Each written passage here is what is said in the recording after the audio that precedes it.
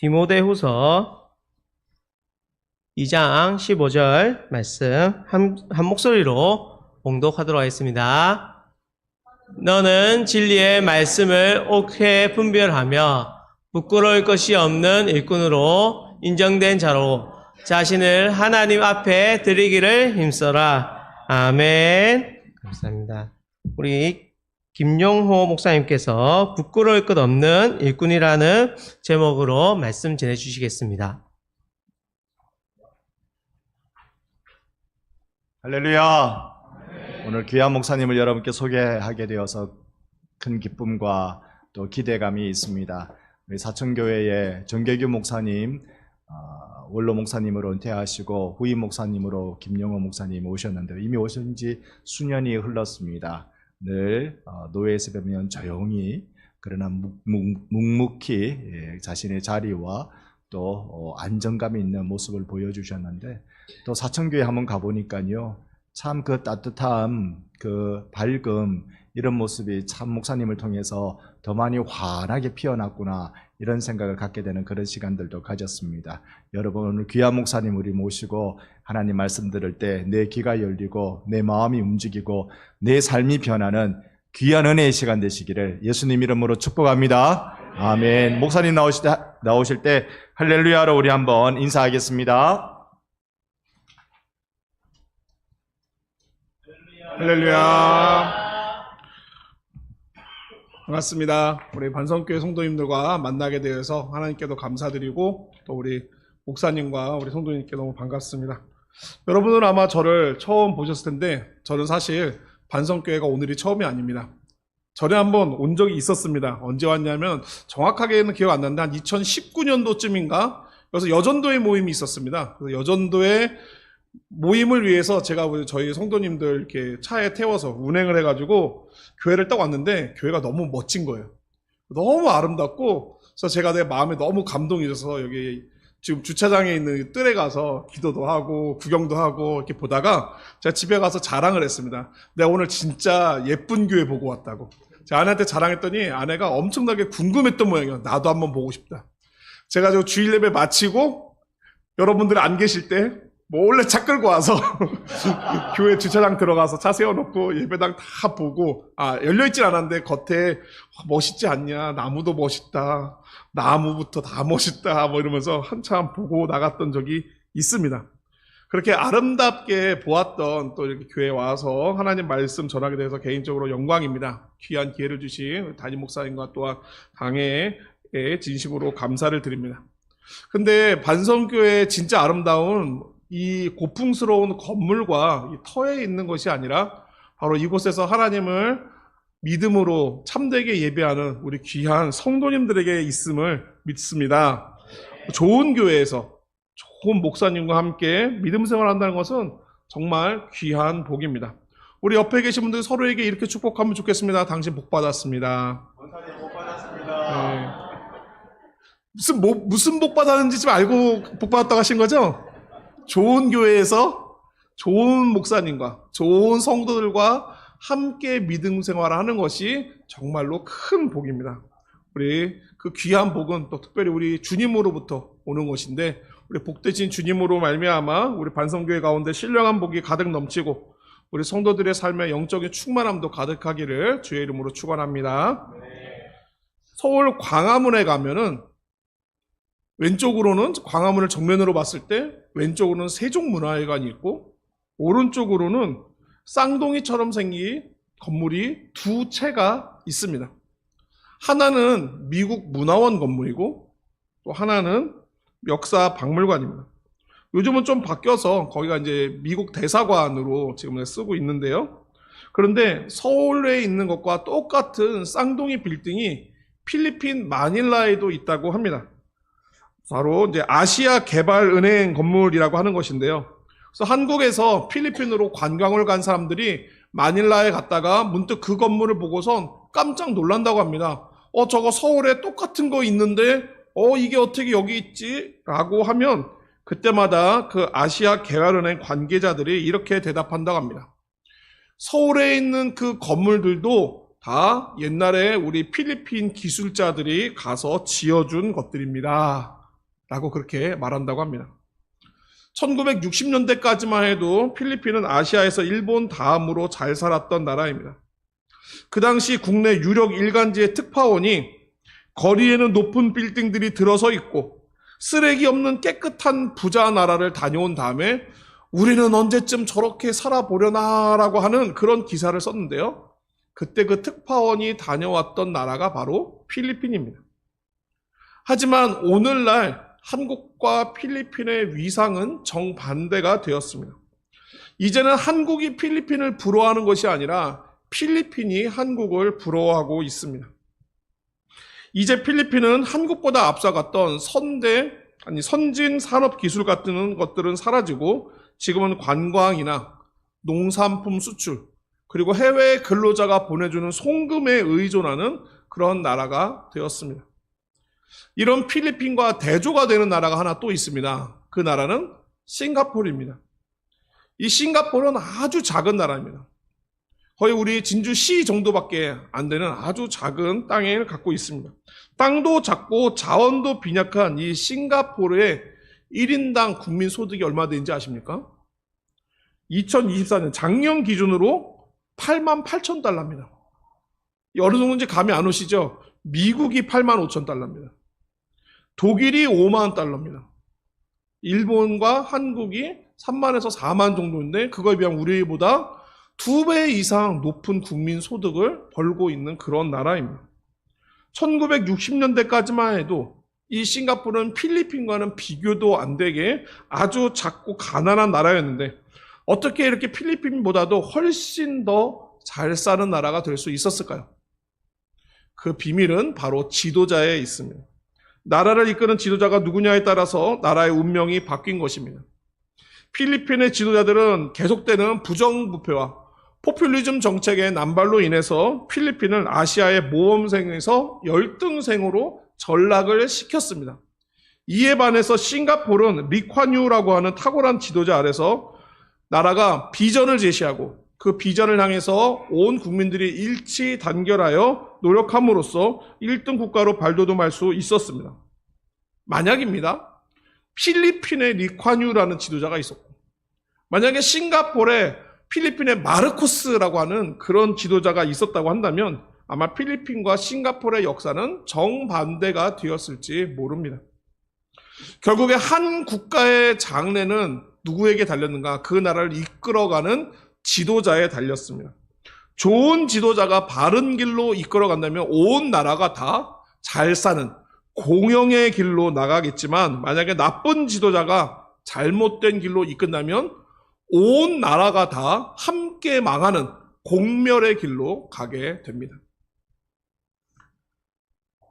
여러분, 국가의 지도자가 이렇게 중요하다고 한다면 과연 우리 신앙 공동체인 교회를 이끌어가는 그런 지도자는 얼마나 더 중요하겠습니까? 과연 어떤 사람들이 하나님께서 이 교회를 이끌어가라고 직분을 맡긴 사람들일까요? 그리고 직분을 맡았다면 우리는 어떠한 모습으로 그 직분을 감당해야 될까요? 오늘 이 내용을 오늘 본문 말씀을 통해서 한번 살펴보도록 하겠습니다. 오늘 본문 말씀을 제가 한번 더 읽겠습니다. 디모데후서 2장 15절 말씀에 너는 진리의 말씀을 옳게 분별하며 부끄러울 것이 없는 일꾼으로 인정된 자로 자신을 하나님 앞에 드리기를 힘쓰라 라고 말씀합니다. 여기에 일꾼이라는 말이 나옵니다. 여기에 일꾼은 우리가 일을 시키는 허드렛 일을 부리는 그런 사람을 말하는 것이 아닙니다. 여기 나오는 일꾼은 지도자입니다. 그래서 어디서 알 수 있냐면 지금 바울은 이제 삶의 마지막 순간에 교회를 맡고 있는 디모데와 또한 그와 동역하는 교회 지도자들 향해서 이 말씀을 썼습니다. 그들에게 이 말씀을 통하여 당부하는 게 있습니다. 너는 부끄러울 것이 없는 일꾼이 되어야 된다. 그러니까 디모데가 일꾼입니다. 교회를 맡아서 다스리고 가르치는 일을 하는 디모데를 일꾼이라고 부른다면 여기 나온 일꾼은 우리가 생각하는 것처럼 허드렛 일 하는 사람이 아니라 예수님을 위해서 일하는 교회를 이끌어가는 지도자를 가리킨다는 것을 알 수 있습니다. 이 말씀에서 교회의 지도자가 갖출 요건은 크게 두 가지를 말합니다. 첫째, 진리의 말씀을 옳게 분별해야 한다. 둘째, 부끄러울 것이 없는 일꾼으로 인정되어야 한다. 먼저 첫 번째를 살펴보도록 하겠습니다. 지도자는 진리의 말씀을 옳게 분별해야 합니다. 여기서 옳게 분별하다라는 말은 이 똑바로 자르다라는 그런 말인데요. 그 똑바로 자르다라는 말에서 똑바로 길을 내다라는 말이 나왔습니다. 땅에다가 쭉 뭔가를 이렇게 그으면 길이 되지 않습니까? 그런 것과 같이 옳게 분별하다는 말은 똑바로 이끌다, 똑바로 가르치다라는 말로 이렇게 또 다른 뜻을 갖게 됩니다. 여러분, 교회 지도자가 진리의 말씀을 옳게 분별하는 그런 모습은 어떻게 나타날까요? 성경이 말하는 진리의 방향으로 교회와 성도들을 올바르게 가르치는 것입니다. 그것이 진리를 옳게 분별하는 것입니다. 남에게 올바르게 가르치려면 뭐가 필요합니까? 자기 자신이 먼저 무엇이 옳은지 제대로 배우고 알아야 됩니다. 여러분, 여기서 예를 들어서 제가 오늘 여기 오는 길에 이렇게 요즘은 이제 내비게이션이라고 하는 좋은 기계가 있어서 제가 길 안 헤매고 왔지만 사실은 얼마 전에도 요 근처 지나가면서 제가 길론이 되게 좋다고 스스로 자만하여서 내비게이션을 안 보고 제 기억나는 대로 길을 한번 간 적이 있습니다. 사실 머릿속에 반성교회 오는 게 그렇게 어렵지 않은데 요 밑에 마을에서 한 몇 바퀴 헤맸습니다. 여기였던 것 같은데 저기였던 것 같은데 하면서 몇 번 돌다가 수목원도 갔다가 또 거기서 돌아오는 길 몰라서 굴다리 지나갔다가 농로로 해서 막 꼬불꼬불 왔던 기억이 납니다. 교통경찰에게 가서 반성교회 가려면 어디로 가야 돼요? 라고 물었을 때 이 경찰관이 반성교회로 가는 길에 대해서 잘 알아야 정확하게 이쪽 길로 가십시오라고 알려줄 수 있지 않겠습니까? 만약에 잘 모르면 이쪽 길인 것 같은데 일로 한번 가보세요 라고 했지만 그 길이 아니면 잘못된 길로 안내하여서 그 지도를 받은 사람을 낭패스럽게 만들 수 있습니다. 그래서 진리를 옳게 분별한 사람, 즉 진리를 안내한 사람은 자신이 먼저 진리를 옳게 알아야 누구든지 무엇이 진리입니까? 어디가 진리입니까? 라고 했을 때 올바른 방향으로 안내할 수가 있습니다. 여러분, 교회 지도자라면 올바른 방향을 당연히 알려줄 수 있어야겠죠. 아마 이 부분은 다 여러분들도 아실 것입니다. 그렇다면 교회 지도자는 그 올바른 방향을 어떻게 할 수 있습니까? 어떻게 배울 수 있습니까? 아주 쉽습니다. 진리의 말씀을 가르치는 자리에 잘 나와 계시면 됩니다. 특별히 교회의 지도자의 자리에 있으신 우리 중직자분들, 장로님들, 안수집사님들, 권사님들, 그리고 또 서례집사로 직분을 맡은 우리들은 무엇보다도 예배의 자리를 잘 지켜야 됩니다. 왜냐하면 예배 시간은 우리가 하나님께 예배를 드리는 시간이기도 하지만 동시에 하나님의 뜻과 하나님의 말씀을 올바로 배우는 자리이기 때문입니다. 아마 박경희 목사님은 잘 모르시겠지만 제가 궁금해서 한번 이렇게 교회 홈페이지에서 동영상을 몇 개 봤습니다. 반성교회 예배 어떻게 드리시는지, 그래서 오후 예배에 들어갔더니 아주 열정적인 강의를 하시더라고요. 칠판 갖다 놓고 막 열정스럽게 강의를 하시는데 제가 보고서 마음이 부담이 되었습니다. 저는 그런 스타일이 아니라서. 보시면 아시겠지만 저는 약간 그런 게 좀 부족한 사람입니다. 목사님이 참 그런 거 잘 하시더라고요. 지난번에 저에게 오셔서도 교회사 이야기로 이렇게 말씀 전해주시는데, 현장에 있는 것처럼 얼마나 생동감 있게 잘 하시는지, 반성교회 성도님들은 오후에 하나도 안 좋으시겠다. 그 생각이 들었습니다. 저희 교회는 정반대입니다. 제가 이런 스타일로 하기 때문에 잘 들어주신 분도 있고, 좀 이렇게 아닌 분들도 있습니다. 하나님 말씀을 어쨌든 이렇게 배우는 자리가 예배 시간이다 보니, 예배의 시간을 잘 지켜야 우리 하나님 말씀을 올바로 배워서 나중에 누군가 어디가 진리입니까? 무엇이 진리입니까? 물을 때 여러분이 듣고 배운 대로 예수가 진리입니다. 신앙생활이 답입니다. 이렇게 알려줄 수가 있습니다. 특별히 나중에 이제 교회의 중요한 정책들, 결정들을 함께 다루시는 우리 장로님, 안수집사님, 권사님들일수록 여러분들이 말씀 잘 아셔야 됩니다. 말씀을 바르게 모른다면 우리가 내리는 결정이나 판단이 성경의 가르침과는 거리가 먼 그런 엉뚱한 결정들을 내릴 수도 있습니다. 직분자가 말씀을 열심히 배우지 않다 보면 주로 우리가 아는 것에 근거하여서 결정과 판단을 내립니다. 우리가 주로 어디서 배웁니까? 사회생활하면서 얻은 경험들, 지식들 가지고 그대로 결정을 하게 됩니다. 성경을 잘 모르니까 교회를 하나님 뜻대로 이뤄가는 게 아니라 사회생활에서 얻은 경험대로 밖에 나가면 다 이렇게 해요 라고 하면서 그렇게 세상적인 방향으로 교회를 이끌어갈 수 있습니다. 그럼 만약 그렇게 되면 성경은 그런 모습을 뭐라고 하는지 아십니까? 자기 소견에 옳은 대로 행하였더라 라고 말합니다. 자기 생각대로 하는 겁니다. 하나님 뜻대로 성경 말씀대로 하는 게 아니라 자기 생각대로, 자기 판단대로, 자기 배운 대로, 자기 경험대로 그렇게 교회의 결정과 판단을 내리겠는데요. 사랑하는 성도 여러분, 교회의 지도자는 자기 소견대로 교회 일을 하는 사람이 아닙니다. 교회의 지도자는 하나님의 뜻을 분별해서 하나님 뜻대로 교회 일을 이끌어갈 수 있어야 됩니다.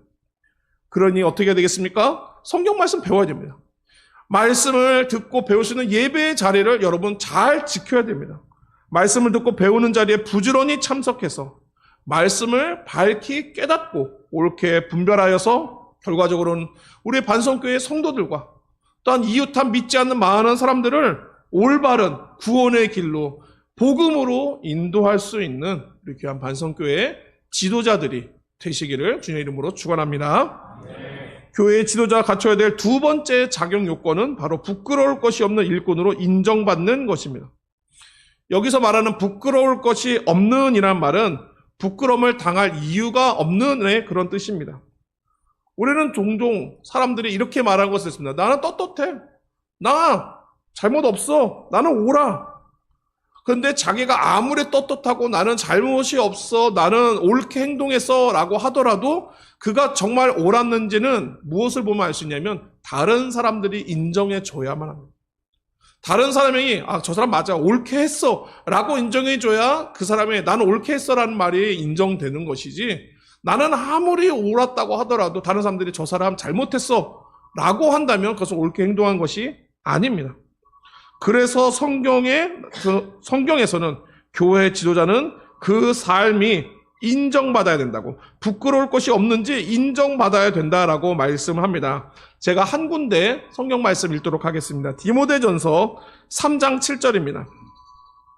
또한 외인에게서도 선한 증거를 얻은 자라야 할지니 비방과 마귀의 올무에 빠질까 염려하라. 제가 한 번만 더 읽겠습니다.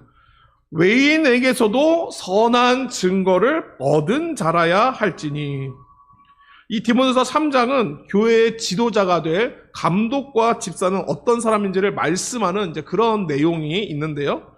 여러분 생각에 우리 교회에서 장로님, 집사님, 권사님 이렇게 세울 때 어떤 사람이 세워져야 된다고 생각합니까? 성경 많이 읽은 사람? 우리 반성교회 오래 출석하신 분? 또는 봉사활동 많이 하신 분? 아마 그런 부분들도 중요할 겁니다. 하지만 성경은 그것보다도 더 중요한 것을 묻습니다. 바로 외인에게서 선한 증거를 받은 사람. 그 삶이 어떠했는지를 묻는 것입니다. 우리 생각에 교회 지도자는 믿음이 중요한 게 아니냐. 결국 믿음이 제일 필요한 게 아니겠느냐라고 하겠지만 그 믿음이 어떠한지는 삶을 통해서 드러나게 되어 있습니다. 여러분 나무가 어떠한지 뭘로 알 수 있죠? 열매로 알 수 있습니다. 저는 사실 시골에서 자라질 않아서 나무 잘 모릅니다. 여러분들은 척척 알 수 있는 그 나무들을 저는 잘 모릅니다. 근데 봄에도 모르고 여름에 모르지만 가을이 되면 알 수 있습니다. 왜냐하면 가을에는 열매가 달려 있거든요. 저것이 감나무였는지 배나무였는지 그거는 저는 몰랐지만 열매를 통해서 알 수 있게 되는 것처럼 우리가 정말 바른 믿음을 가졌는지 진리의 말씀을 옳게 분별하는 사람인지 선한 양심을 가지고 신실하게 믿음 생활을 했는지는 지나온 삶이 증거해 줍니다. 그것이 바로 열매입니다. 이것이 선한 증거를 받는 것이고 부끄러울 것이 없는 일꾼으로 인정받는 것입니다. 사랑하는 우리 반성교회 성도 여러분, 여러분께서 하나님과 사람 앞에서 선한 열매를 내는 착한 청지기로 귀한 일꾼들로 인정받을 수 있으시기를 축원합니다. 선한 사람은 마음에 쌓은 선에서 선을 내고 악한 자는 그 쌓은 악에서 악을 낸다라고 성경이 말씀합니다. 여러분의 입에서 아름다운 말로 선한 양심과 또한 믿음을 가졌다는 것을 입으로 드러내십시오. 여러분의 손에서 아름다운 섬김으로 여러분 안에 사랑과 은혜가 가득하다는 것을 드러내십시오. 여러분의 발에서 아름다운 걸음으로 여러분이 거룩함과 경건함이 가득 있다는 것을 하나님과 사람 앞에서 나타내시고 그것을 인정받는 일꾼들이 되시기를 바랍니다. 근데 이렇게 오늘 말씀에 따라서 진리의 말씀을 분별해야 됩니다. 여러분 삶에 부끄러움이 없는지 인정받아야 됩니다. 이런 얘기를 들으면은 사실 설교자는 이런 걸 기대합니다. 그래, 말씀을 좀 더 잘 배워야 되겠다. 아, 그래. 그럼 내가 앞으로 더 선한 믿음의 모습을 열매 맺어야겠다. 좀 이런 결단이 있길 원하는데 이런 말씀을 설교자의 의도와 전혀 다르게 받아들이는 분들이 종종 있습니다. 아, 그래, 겉봐. 난 역시 일꾼 되기 부족한 사람이야. 목사님, 저 올해 직분자에서 빼주세요. 저는 너무 부족해서 못할 것 같아요. 여러분 혹시 그렇게 생각하시는 분 계십니까?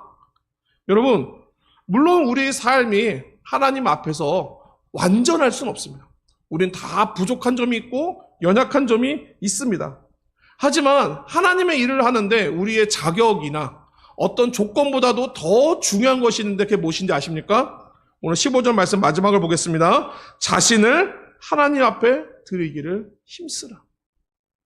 이게 일꾼에게 하나님이 제일 기대하시는 모습입니다. 아무리 좋은 믿음, 삶의 증거들이 있더라도 내가 하나님을 위해 주여 내가 여기 있나이다. 나를 써주소서 이렇게 해야 되는데 하나님 저 시키지 마세요. 하나님 저 부르지 마세요. 라고 한다면 믿음이 좋고 말씀 많이 하는데 하나님이 일을 시킬 수 없으니 이게 되겠습니까? 디모데전서 3장 말씀에 보면 하나님의 일꾼이 될 감독들에게 요구하는 중요한 모습이 있습니다. 바로 선한 일을 사모하는 것입니다. 제가 디모데전서 3장 1절 말씀 읽겠습니다. 디모데전서 3장 1절 밑보다 이 말이여 곧 사람이 감독의 직분을 얻으려 함은 선한 일을 사모하는 것이라 함이로다. 누구에게 교회 지도자인 감독을 맡기라고 하냐면 선한 일을 사모하는 사람에게 맡기라고 합니다. 선한 일은 착한 일 아닙니다. 하나님의 일을 말합니다. 하나님 하기를 사모하는 사람, 기대하는 사람, 자원하는 사람에게 하나님께서 교회를 섬기고 세우는 지도자, 일꾼의 역할들을 맡기라라고 말씀하고 있습니다. 하나님은 바로 이런 사람을 찾으십니다. 성경 말씀 많이 하는 사람 좋습니다. 믿음이 또 인정되고 사람들에게 칭찬받는 사람 좋습니다. 하지만 하나님이 더 찾으시는, 필요로 하시는 사람은 이 일이 있는데 누가 나를 위하여 갈고 하나님이 탄식하실 때 그 하나님의 안타까움을 느끼고 주님 제가 여기 있습니다. 나를 써주소서 하면서 사모함을 가지고 자신을 하나님께 기꺼이 드리는 사람, 자신을 하나님 앞에 드리기를 힘쓰는 사람을 하나님께서 기뻐하시고 찾으신 줄로 믿으시기를 바랍니다. 여러분, 조금 부족해도 괜찮습니다. 가끔 저도 이제 교회에서 이제 주일학교 교사 좀 하세요 이렇게 권하고 그러면은 늘 듣는 말이 있습니다. 제가 성경을 잘 몰라서, 제가 애들 가르치기에 부족해서. 그게 맞는 말이기도 하는데 동시에 틀린 말이기도 합니다. 왜냐하면 처음부터 잘한 사람은 어디 있습니까? 하나님 말씀을 듣고 배우는 자리에 계속해서 나와 있을수록 배우고 익혀집니다. 더 중요한 것은 만약에 하나님께서 정말로 그 사람에게 교사의 일을 감당하게 하실 요량이라면 하나님께서 그 사람이 부족한 가운데 지혜의 충만함을 그리고 은혜를 더하여 주셔서 말씀을 깊이 깨닫게 하고 영혼들을 이끄실 능력 왜 못 주시겠습니까? 하나님은 일을 시키실 때 빈손으로 일하라고 하지 않습니다. 반드시 그에게 필요한 것을 주어 채워주시고 감당케 하십니다. 여러분 잘 아시는 것처럼 모세도 처음에 뭐라고 그랬습니까? 저는 이 백성들을 이끌만한 사람이 아닙니다. 저는 말도 잘 못합니다. 저 말고 다른 사람 시키소서. 그랬는데 하나님께서 계속 도망가는 이 모세를 위해서 어떻게 하셨습니까? 너 대신 말 잘할 사람 붙여줄게. 부족한 부분을 채워주셨습니다. 그리고 믿음과 확신이 떨어질 때마다 계속해서 하나님께서 그들과 동행하심을 보여주시면서 확신 주시고 믿음 주셔서 모세는 이스라엘을 이끌어가는 지도자로 세워져 갈 수 있었습니다. 처음부터 지도자의 면모는 있었겠지만 완성된 지도자는 아니었습니다. 부족한 지도자였습니다. 화도 잘 내는 사람이었습니다. 나중에 민수기 마지막에 보면은 온 땅에 있는 모든 사람보다 모세의 온유함이 더하더라라고 할 만큼 그는 하나님이 세우고 나서는 그 자격에 필요한 모습들로 다듬어 주시고 채워 주셔서 감당할 수 있게 되었습니다. 사랑하는 성도 여러분, 부족한 나만 주목하면은 할 수가 없습니다. 우리는 뭐에 주목해야 되는가? 부족한 내가 아니라 이런 나를 들어 쓰실 하나님의 전능하심에 주목해야 돼요. 하나님이 능히 여러분도 바꾸고 채우셔서 하나님의 사역 감당케 하실 줄로 믿으십니까? 그 믿음이 있으시다면 우리가 할 것은 딱 합니다. 주여 내가 여기 있나이다. 나를 써주소. 자신을 하나님 앞에 드리기를 힘쓸 때 우리의 부족함들은 하나님이 채워주셔서 얼마든지 감당하도록 다듬어 주시고 붙들어 주시고 인도해 줄 줄로 믿으시기를 바랍니다. 오늘 말씀을 마치고자 합니다. 사랑하는 성도 여러분, 하나님은 어떤 사람에게 교회를 맡깁니까? 오늘 말씀에 따라서 첫 번째는 진리의 말씀을 옳게 분별할 수 있는 사람입니다. 그러려면 우리는 말씀을 열심히 읽고 배워야 됩니다. 목사님께서 여러분들 위하여 정성껏 준비한 말씀의 꼴을 여러분들이 허투루 받지 마시고 정말 하나님께서 오늘 이 시간에 나에게 주시는 말씀이다라고 믿고 받아서 그것으로 양분을 삼고 여러분들의 심령과 여러분의 영혼이 날로 갈수록 튼튼하게 살아갈 수 있기를 바랍니다. 두 번째는 부끄러울 것이 없는 일꾼입니다. 부끄러울 것이 없다고 자기는 생각할지라도 모든 사람에게 인정받아야 되려면 결국엔 믿음에 따른 거룩한 삶이 뒷받침되어야 됩니다. 그런 삶이 있을 때 하나님께서는 그런 사람에게 이 교회를 이끌어갈 일꾼으로 세우시고 지도자로 세우시지만 무엇보다 더 중요한 것은 말씀 잘 알고 또 믿음대로 잘 살아가는 그런 경건한 사람이 할지라도 나를 하나님 앞에 드리는 선한 일을 사모하는 마음이 무엇보다 필요합니다. 주님 내가 여기 있습니다. 나를 써주소서 하고 주님께 나를 드릴 때 하나님께서는 그런 사람들을 통하여 하나님의 역사를 이루시고 또한 이 주님의 몸된 귀한 교회를 세워갈 줄로 믿습니다. 우리 그런 일꾼들을 통하여 반성교회가 날이 갈수록 견고해지고 평안해지는 우리 귀한 은혜의 역사 있기를 주님의 이름으로 축원합니다.